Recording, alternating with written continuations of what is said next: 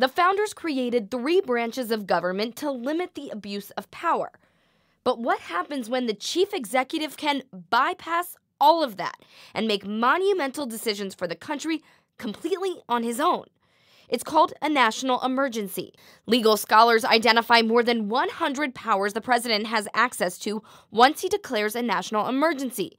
Many would be considered illegal under other circumstances. They are broad and can be used even if they don't relate to the emergency at hand. With one announcement, the president can freeze bank accounts or even shut down electronic communications inside the United States. Some of these laws were created nearly a century ago when access to technology was minimal.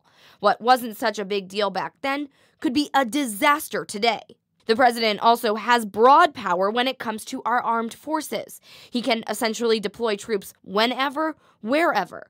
This includes right here within the borders of our country. The president can deploy the military to act as a domestic police force in order to suppress insurrections, unlawful combinations, conspiracies, or domestic violence that, in his view, are obstructing or opposing the execution of federal law.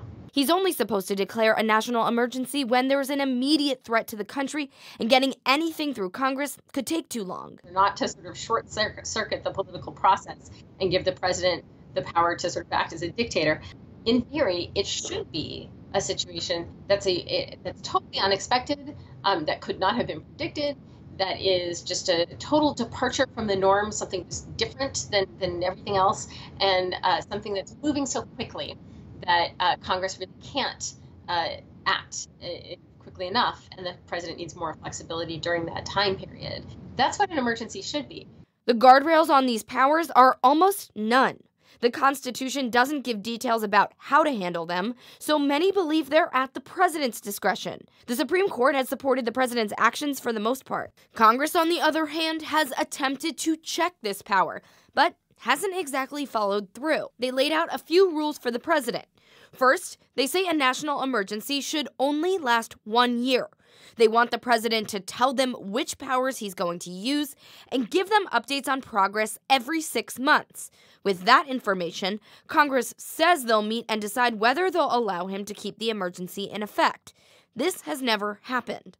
I think it's easier for Congress to let the president take ownership of a national emergency and of all the whatever political fallout might come from that. FDR did it when he interned Japanese Americans during World War II. President Bush declared one after 9/11 with armed forces, and President Obama declared a national emergency because of swine flu. The better way to approach emergency powers is for Congress to sort of build the limits in up front so that it's not left, so Congress isn't left sort of holding the bags, trying to muster really a veto-proof supermajority in order to pass a law over the president's veto to end the state of emergency. These powers allow presidents to act fast to respond to crises while also giving them the power to operate relatively unchecked.